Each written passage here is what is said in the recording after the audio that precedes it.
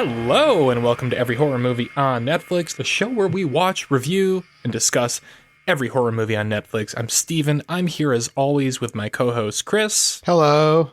And Patrick. Hey.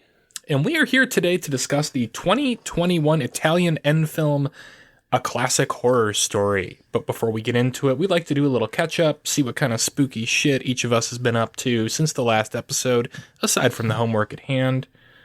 Chris, you got anything for us? Anything you want to share? Any recs? I don't think I've watched or read or done anything horror related in the last couple weeks. I could make up a spooky story, but that would be neither here nor there. So I'm just going to have to take a pass and apologize to our fans for not being a better horror consumer. Well, according to your terms, it is after the spooky season. I'm still keeping it going through Christmas. I'll give you a pass on this one. Patrick, you got anything you want to share with us?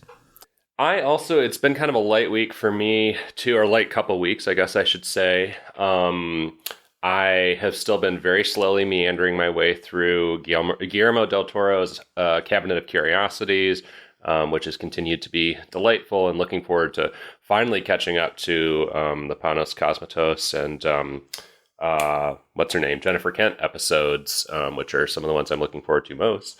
I've also been going back and rereading the Sandman comic series because I enjoyed the Netflix series quite a bit, and it made me want to revisit the comic, which has been really delightful. Kind of forgot how some of my favorite comic artists of all time, like Sam Keith, were involved in the very early days of that comic. But other than that, not a whole lot going on in the horror front for me lately. How about you, Steven? You know, not much either. I did watch something that I don't even know if I can fully recommend, but I'll talk about it briefly. There's an Amazon Prime original movie that debuted a couple weeks ago called Run, Sweetheart, Run. And I heard about this on the Colors of the Dark podcast with Rebecca McKendry and Elric Kane. And Elric's description of just how twisty it is, in that it's marketed as a rape revenge movie, but isn't really, and that there's shit he couldn't talk about, like, encouraged me to just kind of sit down and watch it. And it is a pretty wild movie. I mean, the plot and brief is like this young secretary is asked to sit in for her boss on a dinner with a client. The dinner ends up going really well and turns into kind of a date. And then he brutally attacks her. You don't see it. The movie kind of breaks the fourth wall, and it is essentially one of those like movies that you saw a lot in the 80s, like After Dark, like the really bad day movies, where like somebody's just being like chased around through the city all night, encountering crazy characters as a wild, surreal plot unfolds. And it wound up being super entertaining, though it is one of these movies that I'm seeing a lot of lately where it attempts to deliver on a social message that is just so obvious it almost doesn't excuse the great lengths it goes to be a horror movie. Ugh. But if you got nothing going on a Saturday afternoon, like, throw it on in the background. It's a lot of fun, and you might scream a couple of times. I did. Yeah, I had heard about that one too and was curious about it, but I am less excited now that I've heard that recommendation? Question mark. It's a cue. I had fun with it, but like I don't know if I would. You know, I can't wholeheartedly recommend somebody go out of their way to watch it and devote, and it is quite long too, to like devote their full attention to it. But if you check in with it, it's one of those movies where pretty much reliably every 10 minutes something bonkers happens. That's the shortest horror catch-up we've ever done. Yeah.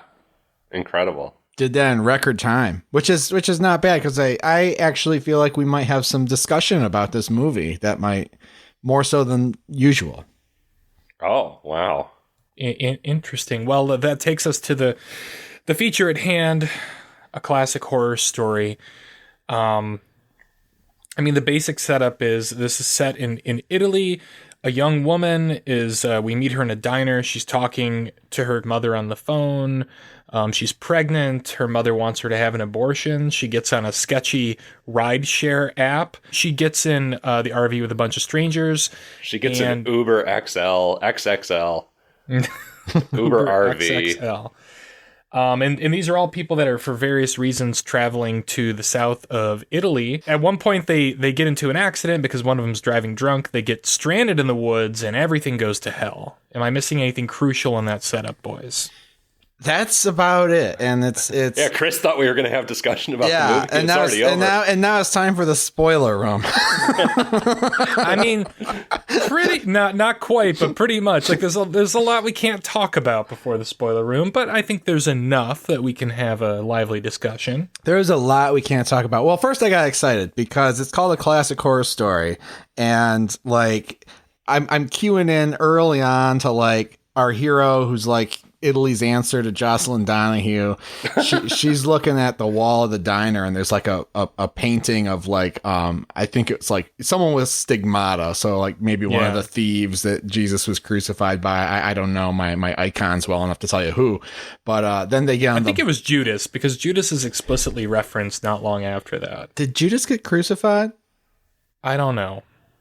I wasn't paying attention in catechism as a child. I mean, anyway, well, all right. If you know whether or not Judas got crucified, send us an email, contact us on AmonCast. No, wait, are there specific? These were specific stigmata? I feel like I missed this picture. Yeah, in the diner, there's a painting of a guy, and he's got his hands up, and he's got the stigmata. And then they get on the bus, and one of the secondary characters is playing a trivia game, and it's like, the answer is Judas. It's like who betrayed Jesus, had him set up. So I'm like, all right, what's going on here? We're talking about classic, and then they start introducing everybody on the bus, and for a moment. And I really relished this moment. I thought that this was going to be a retelling of the Canterbury Tales, and that it was going to be a classic horror story in the sense of like classical, epic literature. I admire your mind for being capable of making that leap, but this couldn't be because we meet all these pilgrims on this journey to southern Italy, and they all like have some sort of dark aspect of their personality that comes out later, but it's not quite what we get. But I want to be acknowledged for having the temporary, very smart thought that that's what we were getting ourselves into. Well, consider yourself acknowledged by yourself. Let's send him some credits. We haven't sent credits in a little while. Oh yeah, I'll throw him a few coins. Yeah.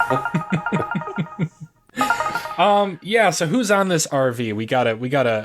I mean, we got the cabin in the woods. Basically, we've got your typical group of people who get stranded at a cabin in the woods. You've got like dorky kind of douche bro from Britain. There's kind of some mixed Italian and English language stuff in this.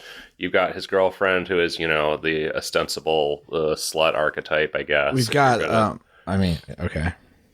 We got a grumpy doctor. We got a grumpy doctor. I want to say their names. I want to say their name, even though we're not going to use their names for the rest of the episode, but we might as well tell you here. Elisa. We got Fabrizio. Elisa is our main character. We got Fabrizio.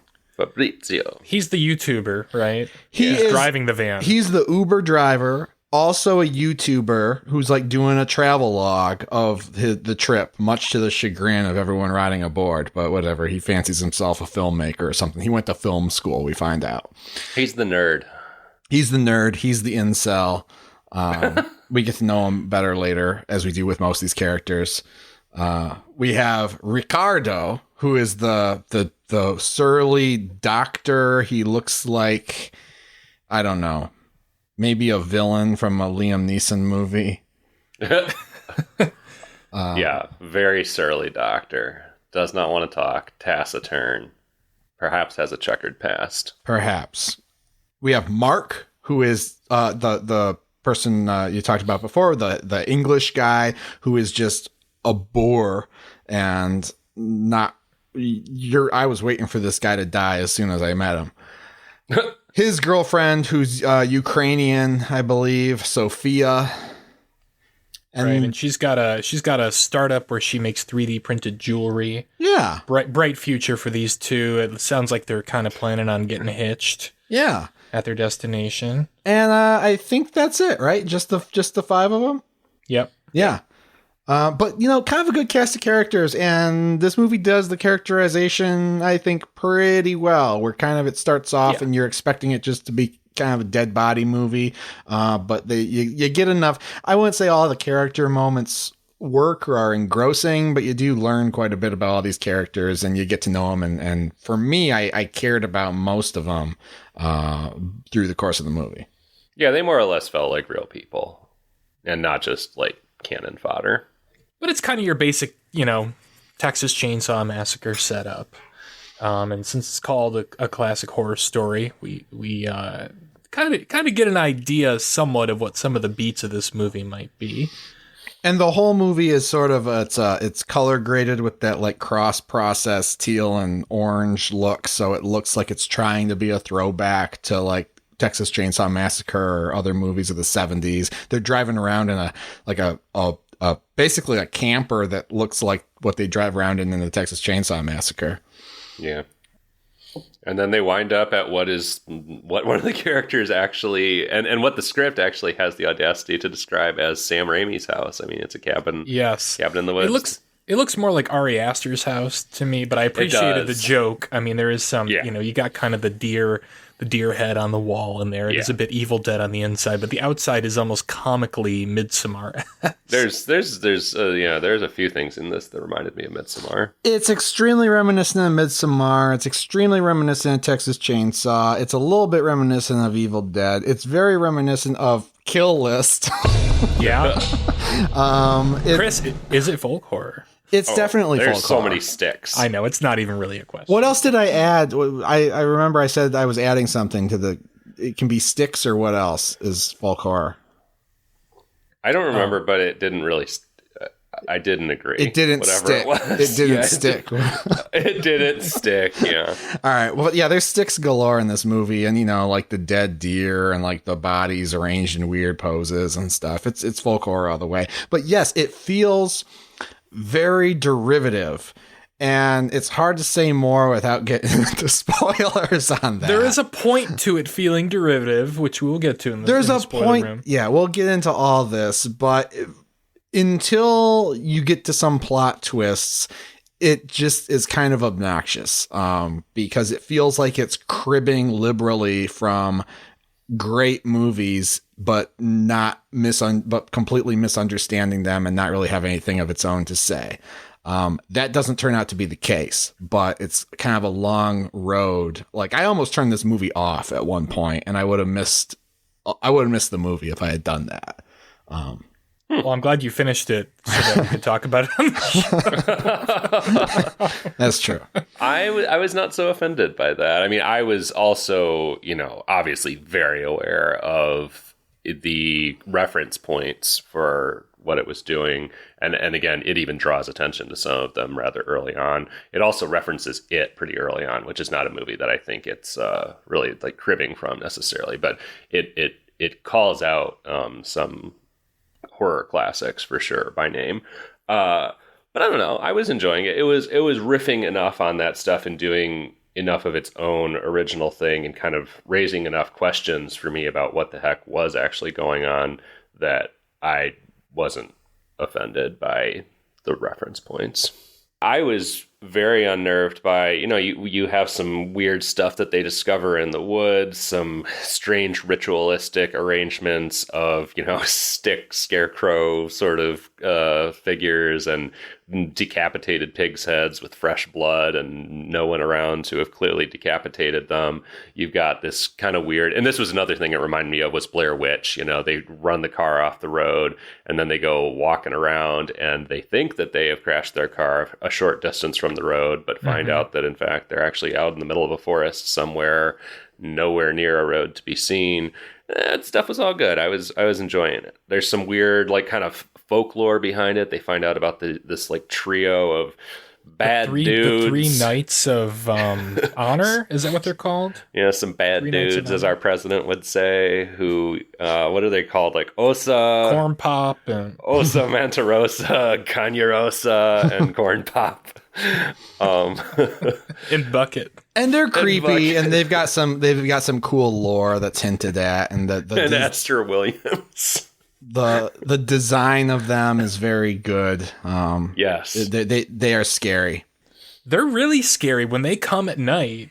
Mostly, It felt to me like the Cenobites almost. It's like, are these people with masks? Are they actually these like old gods or whatever they're supposed to be? I thought that stuff was kind of chilling. Well, yeah, because they have these masks that are, I mean, they're carved out of wood, but only very lightly, and so it's like they're basically wearing huge chunks of like just bark from a tree on their faces, like lightly carved. I don't know. It was a unique aesthetic. Red robes.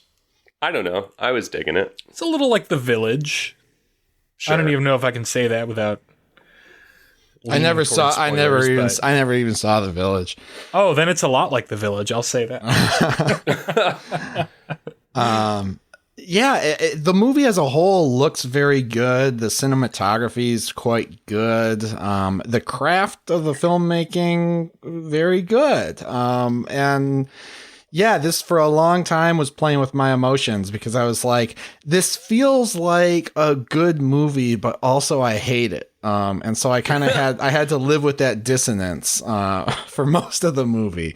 You have things like besides the fact that they drive off the road and then here's my problem. When we see them drive off the road and like hit a tree just on the curb, then like Patrick said, they're in like the middle of the woods and they're by this house, and like it becomes clear that like they're not going to find a solution to their problem. It's the old thing where it's like, oh, they walk off in one direction and they end up back where they started. It's that kind of thing. It's like, which Grave Encounters does that or something that's the example I can think of another movie where I'm like invested in the stakes of the situation, but then it becomes clear that like, oh no, these people are supernaturally fucked. So there's no reason to care about the choices they're making. So I disagree with that. I still cared because it felt grounded enough that I had a sense that like I was supposed to question whether or not there was really anything supernatural going on. And that toyed with me for long enough that I really did wonder, like, could they get out of this? Or if anyone does, how? Because I don't know where they are. I mean, there's a thing with like, they can't find the road. They meet a little girl, a wicker girl, up in the attic of this house. And she tells one of the characters at one point that it's not even a forest that they're in. And I was like, okay, what does that mean? I don't know. It kept me interested. It kept me engaged from moment one to the end, I think. Right. And we're talking about kind of the influences of this. There's a little Evil Dead. There's a little Blair Witch. There's a little Texas Chainsaw. There's a little whatever, the 17 different movies we've said already. And I kind of like kitchen sinky movies in the first place if they come together. And in this one, the kind of melting pot of reference points added to my enjoyment because I was like, okay, what the hell is going on here? And in the end, we'll get to it obviously, but the answer to that was weird and satisfying enough for me that it justified the mishmash of genres, and again, just like different reference points from across horror. All that just frustrated me because it feels for so long like a movie that's just like eager to please, just cribbing stuff from other movies without purpose. And I don't know. Is it morally okay? Is it morally acceptable to have a movie that is bad for an hour and then bails itself out? I don't know. I think that comes down to the individual. And especially, right? all right, and especially the reason I almost turned it off is because when it gets violent and people start dying, it's very gory and gruesome, and you feel bad for these characters that you've gotten to know, and it's very nihilistic feeling. And so by that point, I'm really like, all right, what the fuck is going on here? Because is this just some edgelord movie? It is brutal, but I wouldn't say it's gory, actually. It's I was kind of restrained. surprised. Yeah, and I mean, I'm sure a lot of it just has to do with budget and what they actually were able to do effects-wise. But, I mean, there are some horrifying things that happen to the characters, but you don't see a lot of it, which kind of surprised me, I guess. And I liked it because I felt it harder by, like, seeing people's reactions and hearing sound effects and shit without seeing the actual visual gore of it in many cases.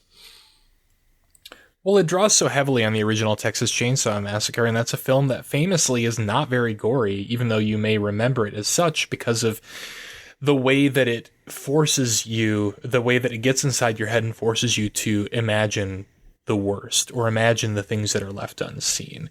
You know, there's a scene in this where a character has a vice, has his head in a vice that is going to crush his head, but first it's going to poke through his eyes. And I was on the edge of my seat. I wanted to look away, but you don't actually see anything. Mm-hmm. And I find that to be much more powerful than actually showing the thing. Which was actually the moment where I was like, oh shit, we're adding a little hostile to the melting pot here. Yes. Which again, and also interestingly, in distinction from those movies, again, you would see the fucking gore, you'd see blood spurting fucking everywhere if it was Hostel or Saw. But this, you know, we've got a very kind of elaborate contraption created to crush this guy's head, but you don't see the shit. There's also some misery in that scene. Yeah. Oh yeah. Yeah. Big misery energy. And there's another scene. There's another scene where a character gets their head, a shotgun through the mouth, and I was excited to see it, like on a narrative level, but also like, oh god, I really don't want to see that right now. And the way that it was done, I thought was actually pretty, as tasteful as blowing someone's head off with a shotgun can possibly be. So that actually shocked me, because based on how little they had shown me in previous scenes, I was actually kind of shocked at the gore of that. And I thought it was effectively done. I actually did think was pretty gory and gruesome. You could say this movie is a love letter to horror genre. Oh, don't call anything a love letter to anything. You know that's a pet peeve of you, motherfucker.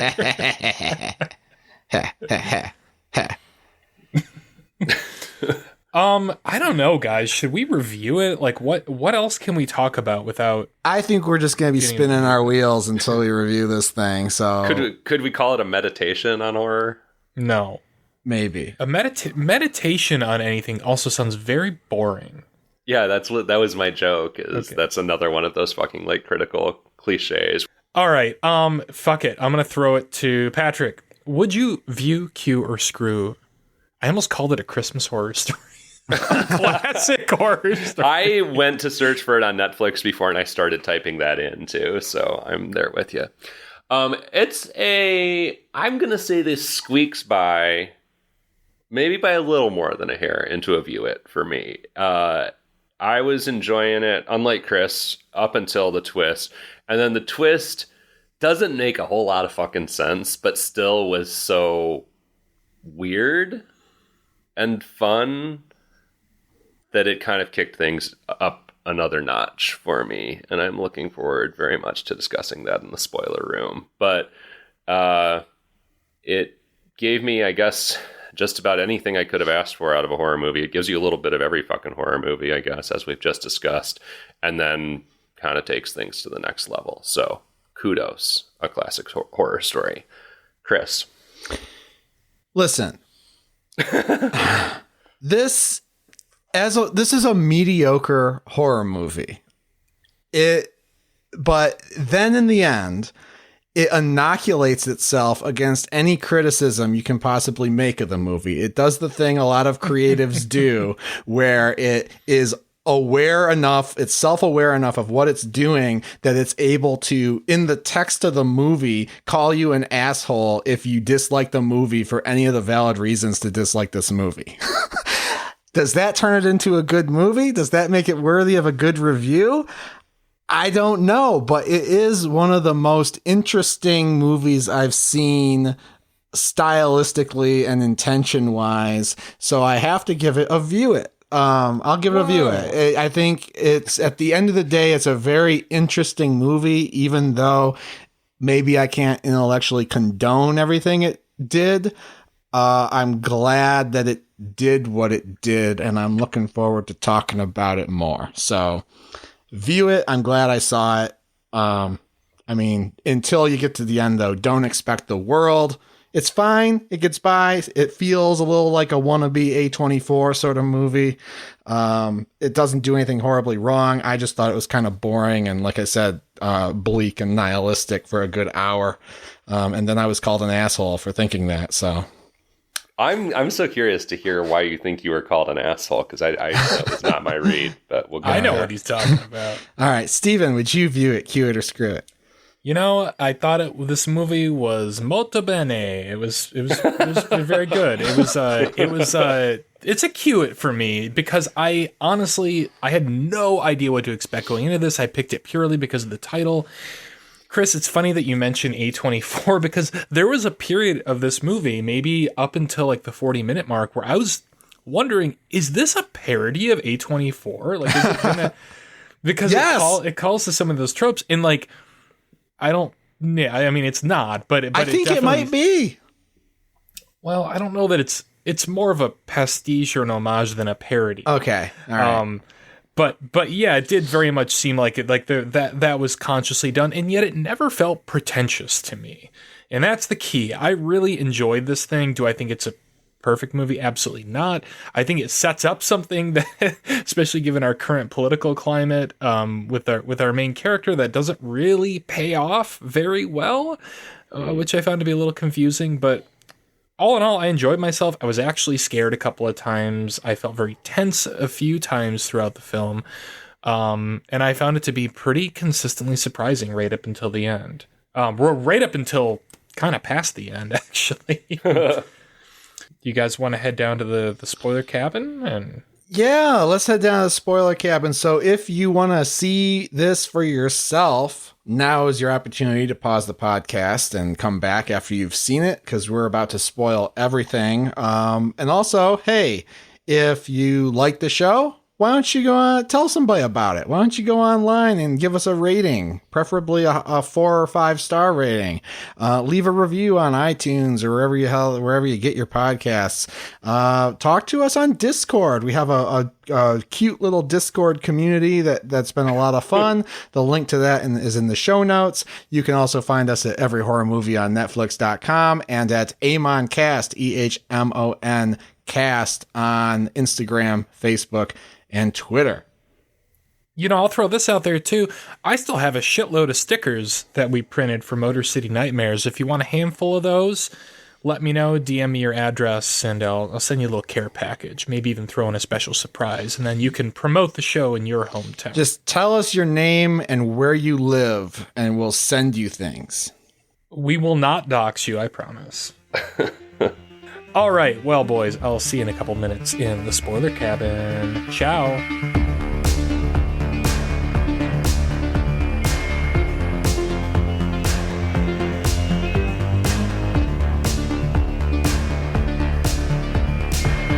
All right, welcome back. We are in the spoiler cabin up on the second floor, looking down through the cracks on this movie, ready to spoil everything. So it turns out Fabrizio, who went to film school, has actually orchestrated this whole thing. Mm-hmm. With the help of the mafia. His mafia mob. The fucking mafia, which His is mob mom. hilarious. Yes. Yes. The entire setup is he's making a horror movie, but the kills are real. He set up all this like bullshit cult, Osa, Omarosa.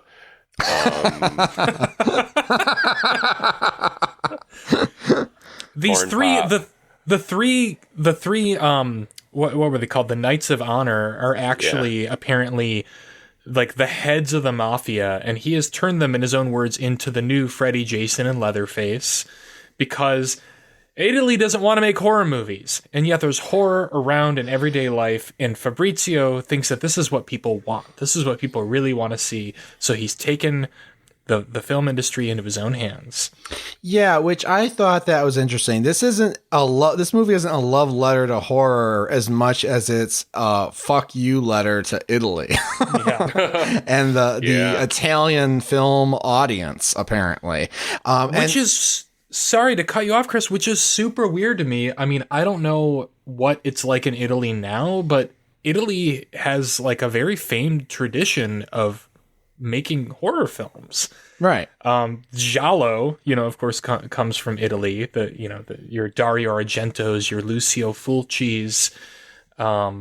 This is a country where in the 80s and 90s they would release movies, like low budget horror movies, with titles like Terminator 2 and Night of the Living Dead 2 and whatever, you know, like it just horror was everywhere, it seemed.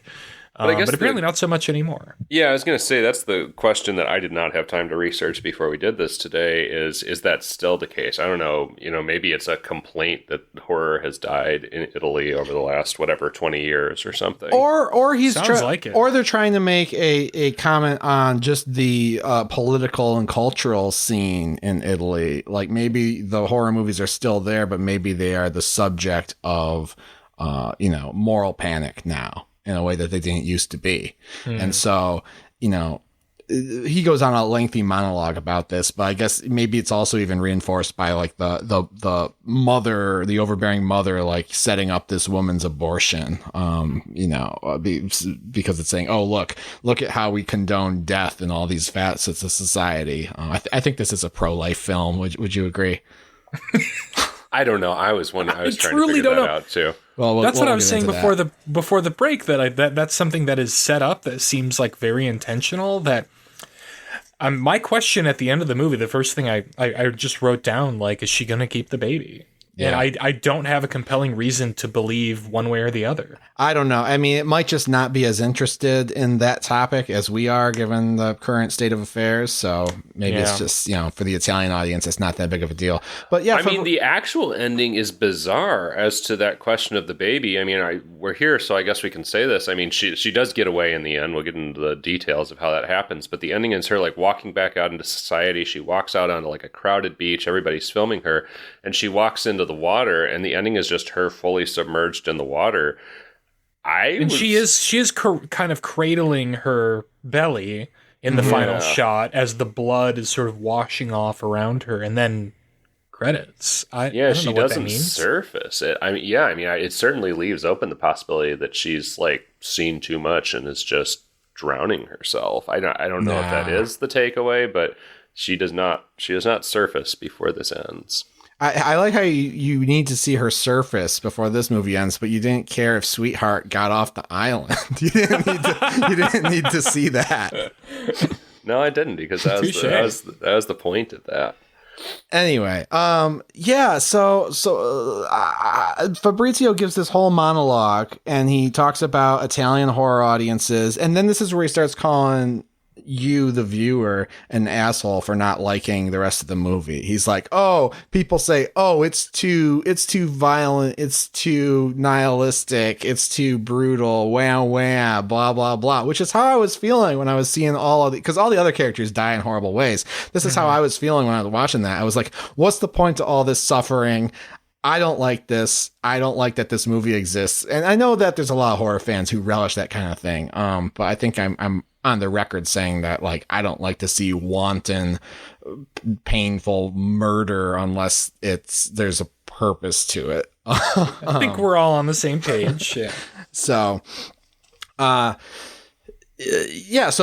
this movie is like anticipating that criticism, and so it's saying, it's too violent, it's too this, it's too that, it's not original, or blah blah blah, all this stuff. So it's like basically anything that you might have had a problem with in the first hour, Fabrizio literally speaks to the camera and says, oh, you didn't like this movie for that reason, you didn't like this movie for that reason, grow up, we need better horror movies in Italy. Blah blah blah. Interesting. Yeah, see, I didn't have that experience with it because I wasn't upset about those things like you were, so I didn't read it as being called an asshole for that. Interesting. There's another part too, I think, where the same sort of thing happens. Skips my mind. Well, then there's the ending. Well, the actual which is funny. The actual ending. Yeah. What the fuck? It's a stinger. Basically, it's a mid-credit scene. It's a film that sets itself up so that you can't really give it a negative review without proving its point. So, you know what's funny too is like, so in that mid-credits scene, there's a guy who's like chatting with people about this movie online, and he's about to watch it, and then he gets called down to dinner or something. So he like skips through it and sees that Fabrizio dies, and he gives it a thumbs down on Netflix, which I don't remember the last time the thumbs down button even existed. Oh, I mean, it's not Netflix, it's Bloodflix. Bloodflix. I'm sorry, definitely not to be confused at all with Netflix. It's not an analog for anything. I mean, this doesn't have the same exact format. This came out a couple years ago, though, right? I feel like I've seen that thumbs down recently. 2021. That's not the point. It's just it's a stand-in for internet opinion, and the idea is that we're also self-absorbed and don't have any appreciation for art. That we talk about the whole fucking movie online before we see it, and then our experience watching a movie is literally watching 25 seconds of it, like at 3 different points in the movie, and then judging the whole movie based on that and giving it a thumbs down so you can move on to the next piece of streaming schlock. And Netflix figured out that we did that, so they took away the thumbs down. Yeah. So, I mean, and again, it's just really... The movie's really got an axe to grind with the horror-going audience, especially in Italy. Hey, I kind of like that. I kind of like it. It has a really bold point of view, and it kind of expresses it in a very bold way. Well, our tendrils on this podcast definitely reach to Italy. I'm sure we've got a few listeners there. Hopefully one of them will chime in and educate us a little bit about what's going on in the horror scene. Yeah, I would love to hear about that, actually. But yeah, Elisa is our final girl, I suppose, and she's the one who finds out. She figures out that Fabrizio is in on it. He's been wearing an earpiece the whole time with, a whole crew supporting him and helping them kill people. And that really, that hand waves away all the stuff that you might have had a problem with for the rest of the movie. Like, oh, how did this happen? How did that happen? How come they are in this, how come they can't get away from the house? How come the RV's in the middle of the woods? Well, there's, one of the guys in our crew is a Confederate, and there's, dozens of basically stage hands around the thing, putting this all into action. If you actually Google the movie, like I did, it says like, people who like this movie also liked, and it says Cabin in the Woods. Of course. So like I knew going into this that all was probably not as it seemed, or at least there was going to be some meta element to this just based on that being the first related movie that came up. Well, Chris, this is where I referenced The Village earlier, which I think the three knights kind of resemble the sort of red... Patrick, have you seen The Village? Yeah, I mean, ages ago when it came out. Yeah, like I don't know. I picked up on that early on, and I'm not gonna say I was smart enough to guess where this movie was headed, but I definitely had the sense of like, oh, there's gonna be a Shyamalan type twist in this if they're calling back to The Village. Can I give spoilers for The Village, a movie that's like 15 years old? Yeah, sure. I mean, I think I know what happens, or tell you what. All right, we'll give a spoiler warning to any of our listeners who don't want to hear how The Village ends. Maybe skip the next 20 seconds. I think The Village ends with them realizing that it's like Greenfield Village and that they're not actually living in 1800 or whatever. Yes, that's exactly it. They're living in 2034. That's exactly, and they're not 22, but there's this like red cloaked or multiple red cloaked figures who kind of haunt the perimeter of this quaint, kind of early American sort of village type setting, and then one of the characters manages to get past them and out onto a highway, and then they meet M. Night Shyamalan, and M. Night Shyamalan explains what's going on. It's like the and what his profession is. It's like the end of Captain America. Yeah. Yeah. Basically. Wow, spoilers for Captain America. Steven, I wasn't expecting that. You haven't seen Captain America, the First Avenger? Do you think that I would watch a movie called Captain America? Are you fucking kidding me? There's nothing appealing about it. Well, listen, there's like maybe 6 good scenes in the entire Marvel universe, and the end of Captain America is one of them. Because he goes down in the plane, and then he wakes up in the VA World War II hospital, and they're taking care of him. They're like, "Oh, it's so glad you're alive." And then he hears on the radio a baseball game, and he's like, "Wait a minute, I was at that baseball game. That baseball game was played in 1942 or something like that." And then he's like, "I gotta get the fuck out of here!" And he runs out into the street, and he's in Times Square. Why is an And old baseball game playing on the radio? Because they're trying to ease him back in and make him think that it's still the 40s. Yeah. Like, so that he's not it's set just dressing. shocked the minute he wakes back up from being defrosted from sitting in the Atlantic Ocean for 70 years or whatever. And then Sam Jack is there and explains everything and says, how would you like to be in 8 more movies? And he says, yes. Sign me up. I love hearing that from your perspective of someone who wasn't expecting that. Oh, no, I wasn't expecting that. I mean, I knew it would have been a delight. Yeah, I mean, I knew he was going to end up in the present day, but the manner that it happened was a surprise and very fun.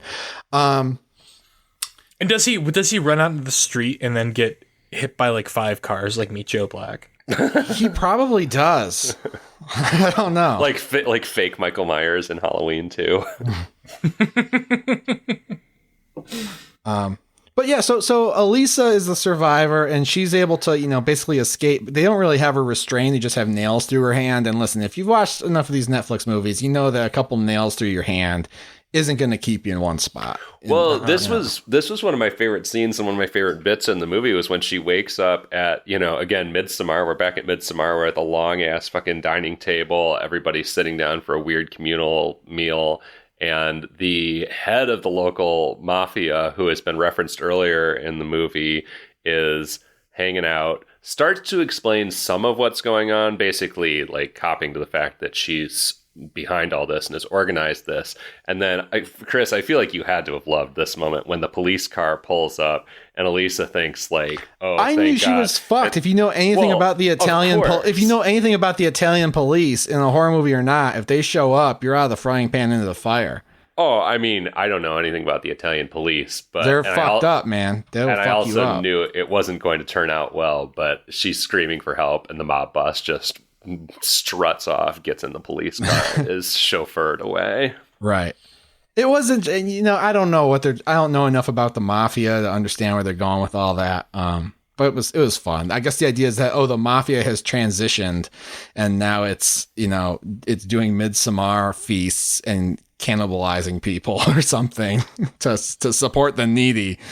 I mean, it's interesting to me that Midsommar has become the cultural touchstone for folk horror, right? That like, it seems like almost as if it was invented out of whole cloth and all the tropes of it and everything else, which it was not. But there is one really interesting callback in this where Elisa is kind of like sobbing and complaining, and everyone at the dinner table turns and does that thing that happens in Midsommar where they're like making the noise along with her. And I hated it. It was offensive. It was offensive to me. Well, and I mean, not only that, but also you've got the sobbing woman who's been under great duress at the center of this feast. Well, yeah. I mean, huge Midsommar vibes. Well, that's huge folk horror vibes, but it's the everyone at the dinner table turning and making that sound like along with her. That was like, that's clearly cribbed from a very specific movie. Right. And it's like, and I liked Midsommar so much that it was just upsetting because it's just cribbing this stuff with no context or respect for its original meaning.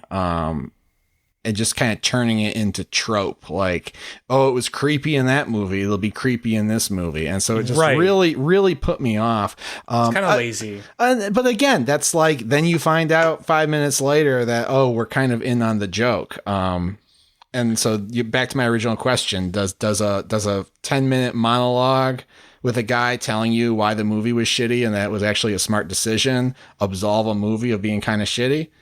Oh.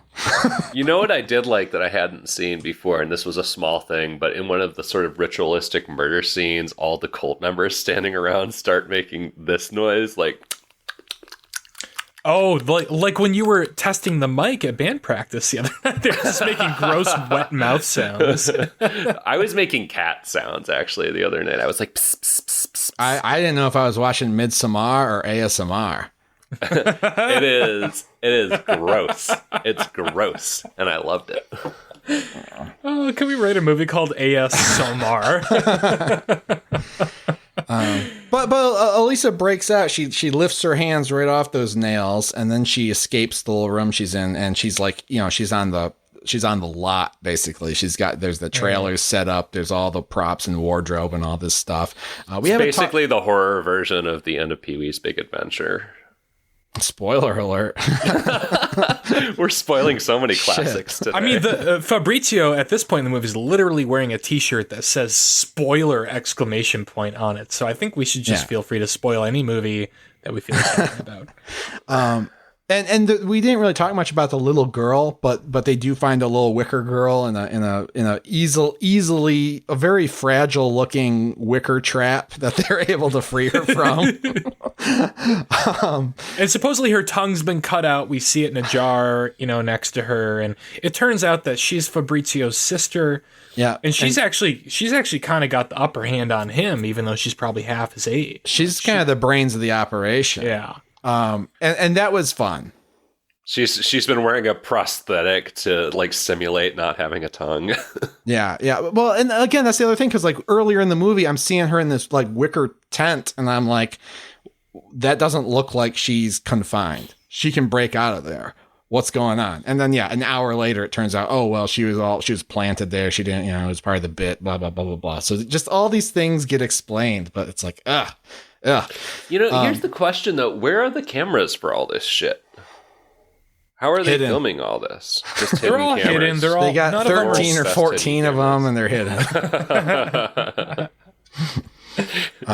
Was this a backdoor 14 camera Gerald sequel? is the DP.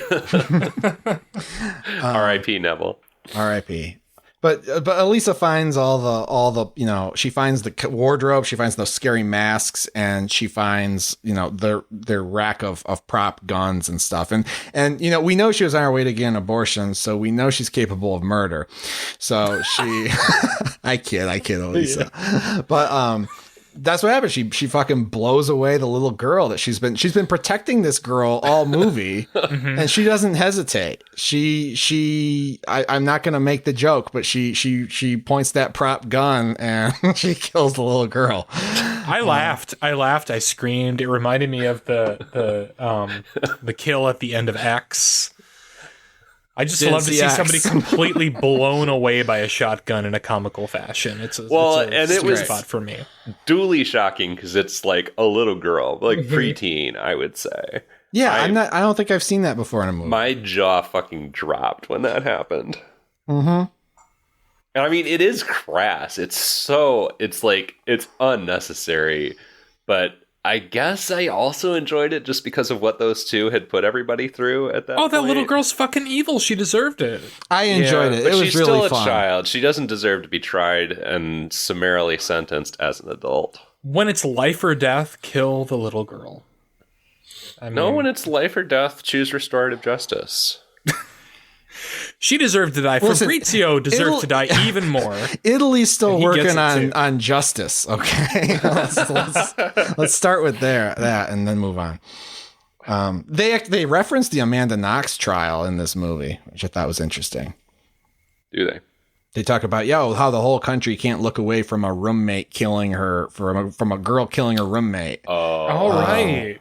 They don't say allegedly, but. Anyway. Yeah, so then Fabrizio meets his end too. He gets a shotgun through the face, which again I thought was done weirdly tastefully, given that we actually do see some viscera come out of the back of his head. But it's a squib on the back of his head that just kind of leaks out.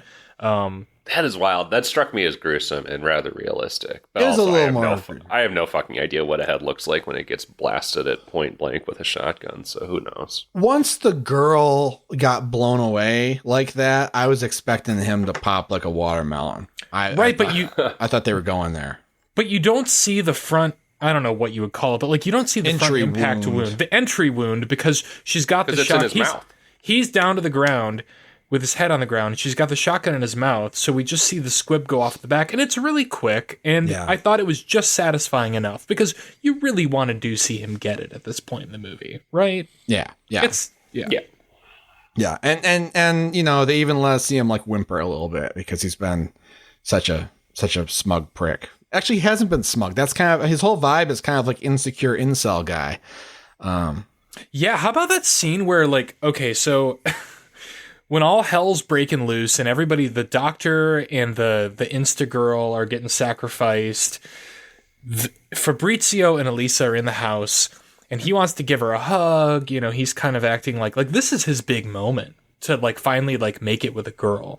And somebody, even Mark, even references earlier in the movie, like, that guy really needs a fucking girlfriend ASAP or something. And I felt kind of bad for him, but then he, like, once Elisa discovers the earpiece and figures out that this has all been a con, he just keeps saying like no over and over again, and like walking around the house and like almost like he has, and I mean this in like the most sensitive way possible, but almost like he has like Tourette's or something. It goes on for a very long time that he's just like losing his shit. And I found that to be like kind of compelling in the way in that scene you slowly sort of realize like how fucked up and evil he actually is, even though just moments before you thought he might actually be like a one of the more harmless incels. Right. Well, he seems very harmless, and you know, he's like, oh, like they saw something traumatic, and he's like, oh, can I give you a hug? And it's like, oh, that's a appropriate thing to say. Touching. And you know, and then he starts having a breakdown and starts calling her a whore and all the stuff that you see on the forum when they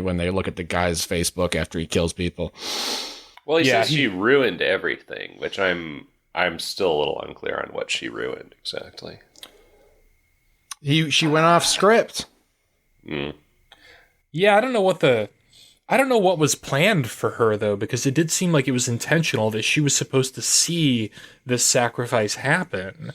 And yeah, I think he was, I mean, I don't say this lightly, but I think he was planning to rape her before she died, and that like she discovered the earpiece, so he was unable to achieve that. Oh, gotcha. Well, he gets murdered, or is it murder? Let's call it. He gets euthanized. And then Elisa, you know, turns to the camera, takes off the mask, which I thought was an interesting choice because she wants you to know that it was the victim who got away. And she says, this film was directed by Elisa, like the end of 15 minutes. And you guys see 15 minutes? I'm actually the only person who saw 15 minutes. What the fuck is 15 minutes? Is that like an Al Pacino?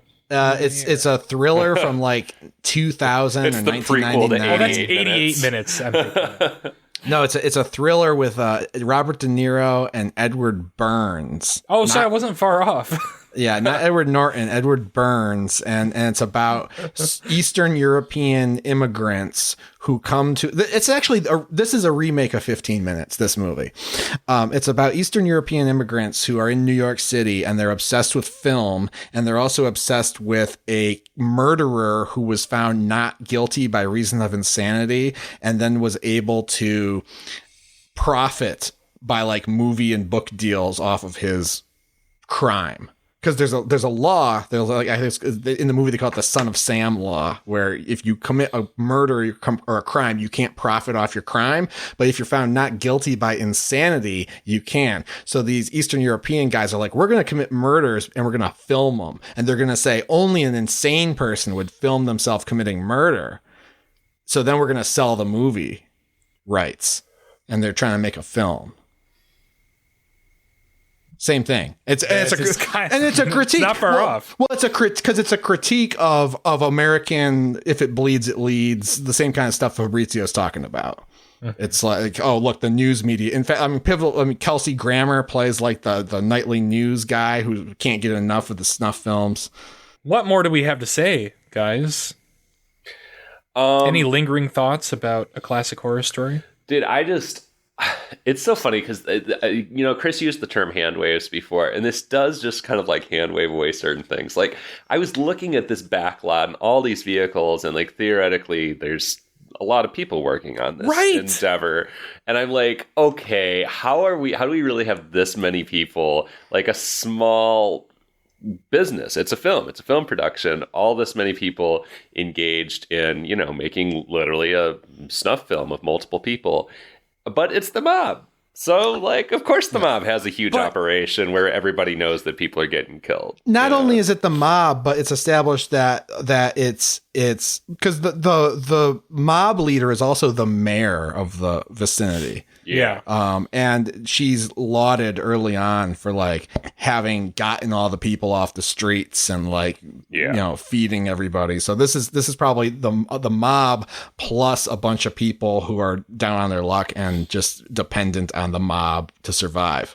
These are the people she got off the streets. Yeah, and she's feeding them well. She wines and dines them daily.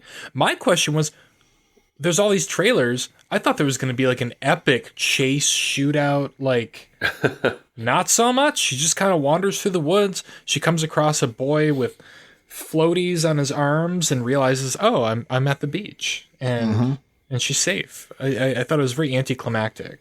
And then you get the thing where she walks onto the beach and all those Italians that Fabrizio has conditioned us to loathe are pulling out their phones and taking Instagram videos of her because they want to see all the blood, they want to see all the shit, but they pretend they don't, and they don't like horror movies.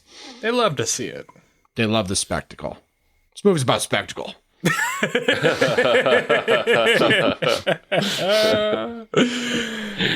But who was that one character that was in the trailer but not the movie? I don't know, but I'm sure I'll get 25 texts about tonight. All right. Well, that was that was called a classic horror story. Whether or not it is one, we'll leave that for you to decide. I think the Wheel of Death is choosing for us next week. Is that correct? Oh, the Wheel of Death is choosing. It's picking. And I always say next week as if we do this weekly, but you know what I mean. All right. Well, let's give this all cyber wheel a spin. We got every horror movie on Netflix loaded up into a cyber wheel. It's going to tell us what we are watching. And Chris is literally closing his eyes in suspense. And we're spinning this thing. All right. We are going to watch The Rental. A dreamy weekend getaway at a gorgeous and remote seaside rental takes a nightmarish turn for two couples when their secrets emerge and fear creeps in. Yeah, isn't like Alison Brie in this? Or Yes. Yeah, Dave Franco directed it, right? I couldn't tell you that. Dave Franco directed it, yeah. Yeah, okay. I remember this coming out, and I was curious about it on the basis of those two. Did not see it, though. All right. Well, I'm excited to see how you two new homeowners react to going back into the rental business, the rental lifestyle. We'll see in a couple of weeks. Any business we need to get out of the way before we wrap this shit up? I mean, hey, have a good Thanksgiving if that's your jam. Thanksgiving. Have a good Thanksgiving. Hope you have a good little blood feast. Blood Rage. Watch Blood Rage. It's not cranberry sauce. For every horror movie on Netflix, I have been Steven. I have been Chris. I have been Patrick. Bye.